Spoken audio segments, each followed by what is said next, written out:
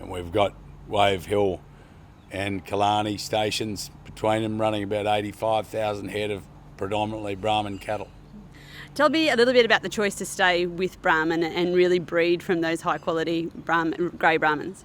It's quite a detailed analysis that you go into and trying to work out what you're going to run with up here. I guess the two main things are the Brahman being what our Indonesian customer really wants, and it being tropically adapted, well suited to the environment up here, and they do well.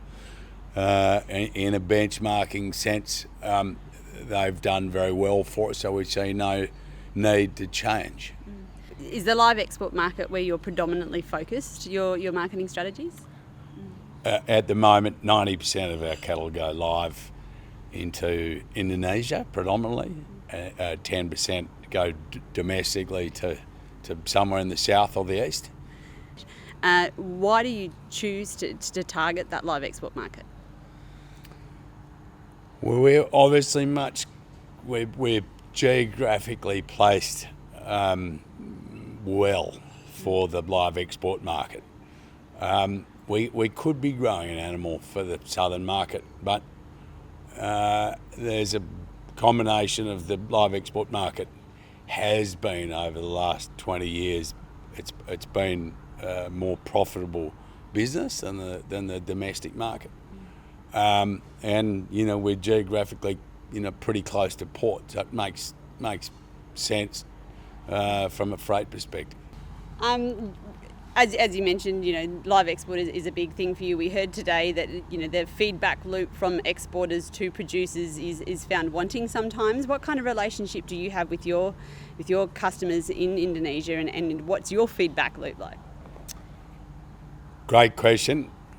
I was up in Indo in November visiting our customers. One of the reasons why I would encourage other producers to go up and have a look and make the connection with their customer, because I was actually able to get some feedback, which I hadn't before, and I don't think I would have got that had I not been there and shown the interest in our cattle.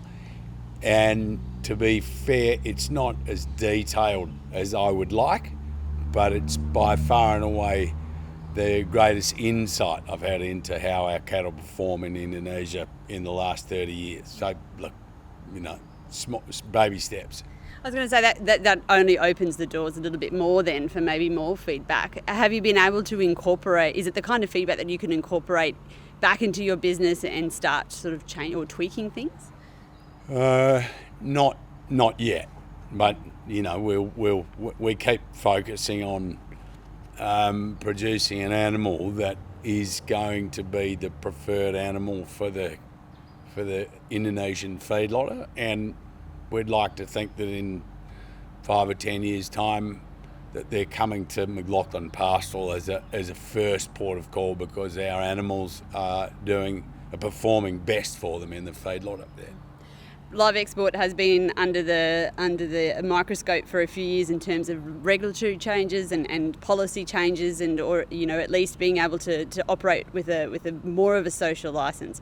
You predominantly operate in that area. How confident are you that you can continue to have a strong market there with such a strong regulatory body hanging over your head? I think the live export market has been very good for us, and I don't think, on the back of what happened in 2011, there's been a lot of changes for the better, and a market which previously in some instances may not have been defendable is now very defendable. And look, if we entered that political environment where it looked like live export was going to be phased out, I think we've got plenty of time. I think we would have plenty of time to reshape our plans and produce an animal that's suitable for the domestic market. Is there space for industry bodies and maybe breed societies to help with closing that feedback loop and bridging the gap between markets and producers? Look, I think we just touched on that this afternoon. I don't know that that's solely the job of the breed society, but I think the more industry bodies that can chime in, as well as other stakeholders, other producers, in telling the good story to our, not only to our customers but to people in Australia generally, in letting them know what a defendable industry it is now, the better. And just finally, Callum, what gets you out of bed in the morning? You run a big operation in this neck of the woods, and it's across a big geographic area. So what gets you excited about the beef industry? Oh, look, I'm just really passionate about it. We've got such good people working for us up here. I'm so proud of them, and I love working with them.